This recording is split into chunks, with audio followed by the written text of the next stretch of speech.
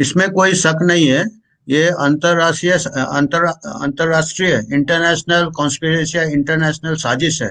Not only कोई भी उन लोग नहीं चाहते थे कि कोई सस्ता या सिंपल इलाज हो जाए, क्योंकि उनका एक ही मकसद था कि पूरे जितने भी वर्ल्ड पॉपुलेशन है वो हमेशा ये बीमारी से डरे रहे जिसमें कोई इलाज नहीं हो सकता है, और एक खाली वैक्सीन ही है जो उनको बचाएगा। तो ये नैरेटिव के लिए इन्होंने ना ही होम्योपैथी या आयुर्वेदिक वो कोई भी ये आउट नहीं चाहते थे कि कोई भी दवाई का प्रूव हो जाए कि वो इसको बीमारी को ठीक कर सकता है। यहाँ तक कि शुरू में हाइड्रोक्सी क्लोरोक्विन काफी प्रचलित हुआ था, और उन्होंने जब हाइड्रोक्सी क्लोरोक्विन का ट्रायल किया था तो उन्होंने जो नॉर्मल डोज है उसका डबल डोज सब पेशेंट्स को दिया था ट्रायल में। डबल डोज देने से क्या हो गया, हार्ट के प्रॉब्लम्स या एरिथमिया हुआ, वो जानबूझ के डबल डोज दिया था, और उसको बोला कि इससे साइड इफेक्ट ज्यादा है। मतलब अपने मेन पैथी में भी उन्होंने कोई भी आइवरमेक्टिन को भी उन्होंने काउंट कर दिया, जबकि कई डॉक्टरों ने आइवरमेक्टिन से साउथ अफ्रीका में डॉक्टर संकारा सेट्टी है, उन्होंने 6,000 पेशेंट को आइवरमेक्टिन से ट्रीट किया, एक भी कैजुअलिटी नहीं हुआ। तो उन्होंने ऐसा प्रचार किया कि ivermectin is a horse paste USA में, उनको प्रोपागेंडा किया। और क्योंकि आइवरमेक्टिन का ये खत्म हो गया था, पेटेंट सस्ता हो गया था, तो किसी को प्रॉफिट नहीं होता। तो सिमिलरली उनका ये था कि it is very clear now, अगर आप कनेक्ट द डॉट्स करते हैं तो ये बहुत ही क्लियर हो जाता है कि उनको वैक्सीन के लिए मार्केट बनाना था।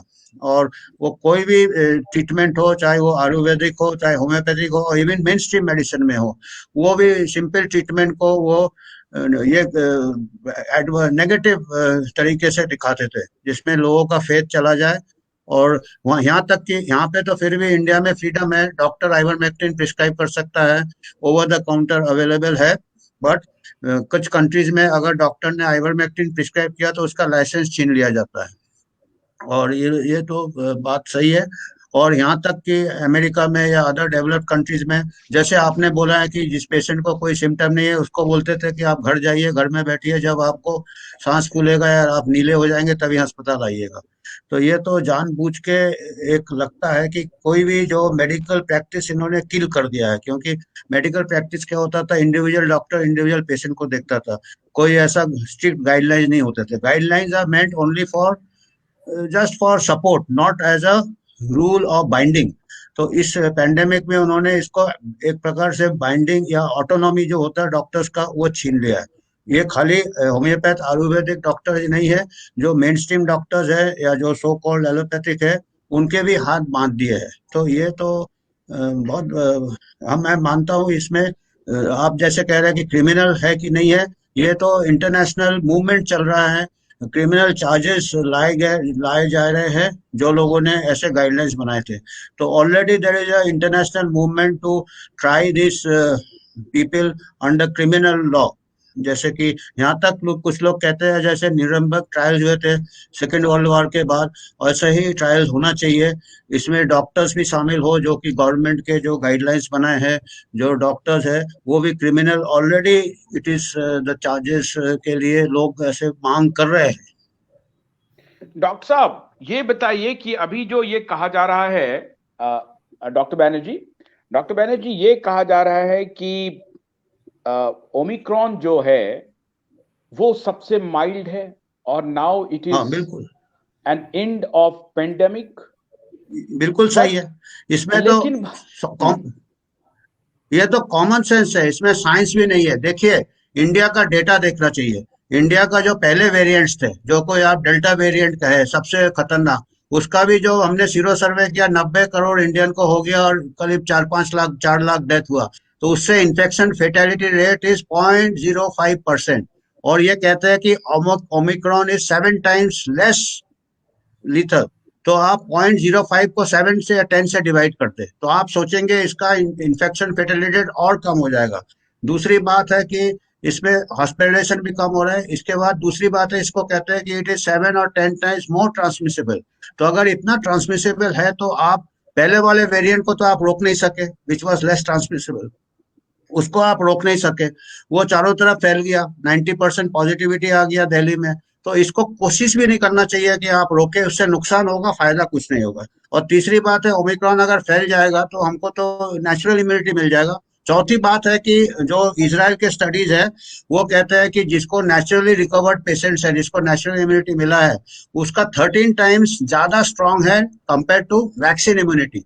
तो उसको हम कहेंगे कि उसको 13 बूस्टर ऑलरेडी लग चुके हैं।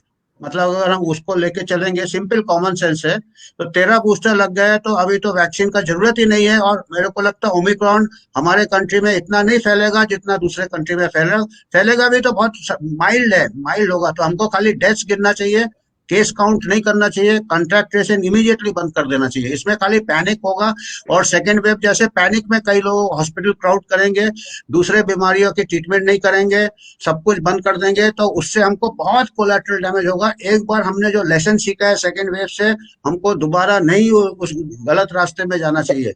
माइल्ड डॉक्टर डिजीज, माया, सर्दी जुकाम के भी मैं ये बताऊंगा कि जो ये वैक्सीन मैन्युफैक्चर हो रहा है, ये डॉक्टर सचिन के हिसाब से ही हो रहा है।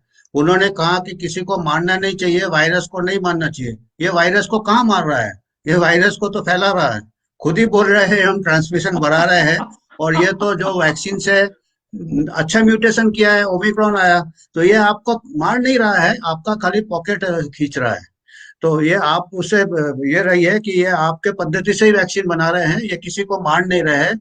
और आज आपको राजाओं की पढ़ा भी रहे हैं बहुत बल्कि। बात हुई है, राजाओं की भी बात हुई। मैं तो इतना ज्ञानी नहीं हूं, पर मेरे को बचपन का एक स्टोरी याद है, प्राइमरी स्कूल के राजा के नए कपड़े। तो मैं कहता हूँ कि उसमें आपको मालूम होगा शायद, राजा के नए कपड़े, वो राजा कपड़े पहना ही नहीं था। तो ये राजा का नया वैक्सीन है। आज तक ऐसा हमने वैक्सीन नहीं देखा कि वैक्सीन लगाने के बाद भी आप मास्क पहन रहे हो, आप दूर रह रहे हो, हाथ धो रहे हो। तो वैक्सीन मार भी नहीं रहा है, ट्रांसमिशन भी नहीं हो रहा है, और फिर बोल रहे हैं बूस्टर लो, फिर बूस्टर लो, बूस्टर भी लिए जा रहे हैं। तो ये राजा के नए कपड़े, अभी राजा का नया वैक्सीन आ गया है। और ये बिल्कुल नॉन वायलेंट वैक्सीन है, ये कोई वायरस को नहीं मार रहा है, ये खुद ही बोल रहा है। तो ये आप ये देखिएगा, इसमें अभी सीरियस बात ये है कि जब वैक्सीन आपका, ये एक लीकी वैक्सीन है, ये वैक्सीन है, ये अनरिलायबल वैक्सीन है। तो आप इतना पैसा मास वैक्सीनेशन में क्यों खर्चा कर रहे हो? आपको अगर देना हो राइट। तो जिसको लेना है रोज एक वैक्सीन ले ले मेरी तरफ से। आम आदमी को क्यों जबरदस्ती कर रहे हो? ये पहले जब निकला था वैक्सीन, तब ये प्रोपेगेंडा करते थे ये सीट बेल्ट जैसा है, सीट बेल्ट बांधने जैसा है।